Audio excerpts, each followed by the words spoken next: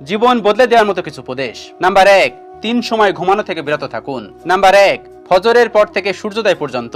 Number 2, আসর থেকে মাগরিব পর্যন্ত। এবং নাম্বার 3, মাগরিব থেকে এশা পর্যন্ত।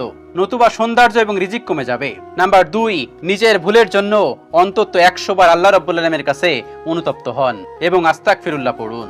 নাম্বার 3, সপ্তাহে অন্তত একদিন হলেও তাহাজ্জুদের সালাত আদায় করুন। নাম্বার 4, যা কিছু আছে সেটা নিয়ে সন্তুষ্ট থাকুন। আলহামদুলিল্লাহ বলে শুকরিয়া আদায় করুন, তাহলে আল্লাহ আরো বেশি রিজিক বৃদ্ধি করে দিবেন ইনশাআল্লাহ। নাম্বার 5, সহজে কাউকে বিশ্বাস করা থেকে বিরত থাকুন। নাম্বার 6, যারা আপনার সাথে খারাপ কিছু করে তাদের সাথে ভালো আচরণ করুন, কারণ এটা রাসূলের শিক্ষা।